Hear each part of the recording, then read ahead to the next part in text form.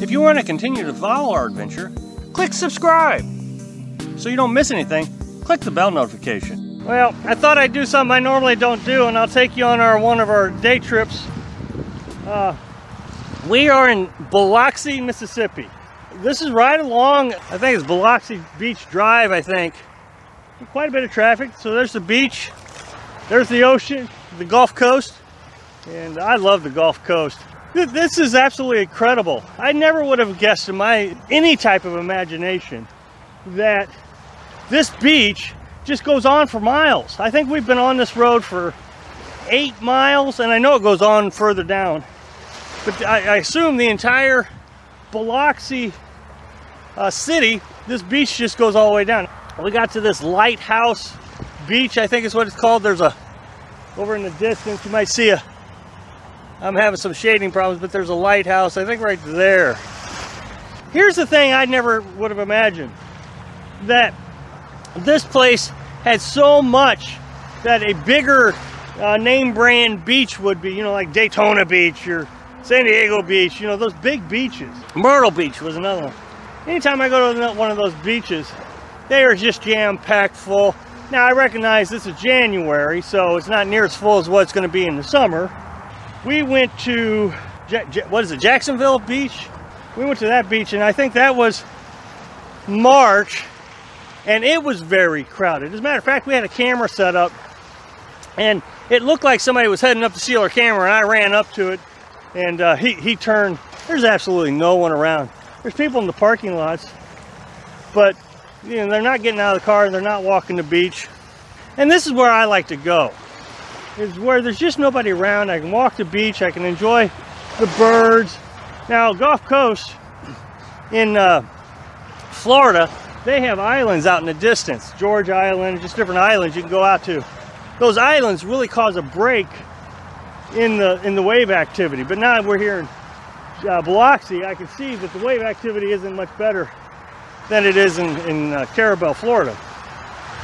But regardless, I mean, this is ocean water. And it's just as beautiful. You see water for as far as the eye can see, up to the horizon. And so what I want to do in our adventure, and what we have done, is I wanted to go to those little remote places that are breathtaking that nobody knows about.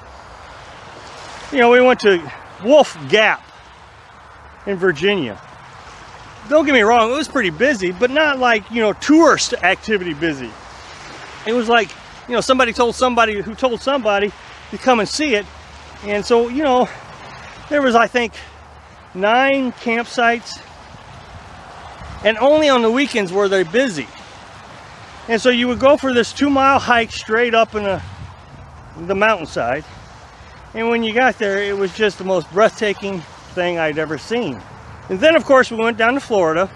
Now, see, we went to Jacksonville Beach, but then the next day we went to a beach called Wakulla Beach.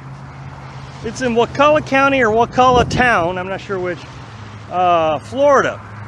And it was just way out there in the middle of nowhere. Carolyn and I had a picnic there. It was us and another fisherman. So the next place we went to that was just breathtaking, Buffalo Gap in South Dakota. And it's right next to the Badlands National Park. Now, most people who go to the Badlands National Park actually go to the Badlands National Park. We never went in there. It was $20 entry fee.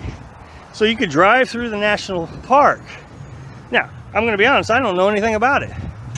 But so instead of us going through there and spending the $20 and seeing the tourist thing that everybody saw, we went to Buffalo Gap and we parked 5 feet away. We backed right up to the cliff, the edge of the cliff of the Badlands. And it was absolutely breathtaking. I mean, dizzying breathtaking, if that makes any sense. We looked out over it, and it would make you dizzy, kind of like you were looking out of a painting out of your back door of the camper.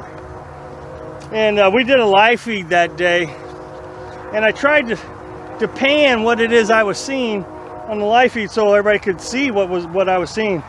And after I did the live feed, it was obvious that I had not captured what I was feeling. Now, for anybody who's up north right now, yeah, These birds, I always love these little seagulls. They're not scared of too much. He'll let me get a little bit closer to him.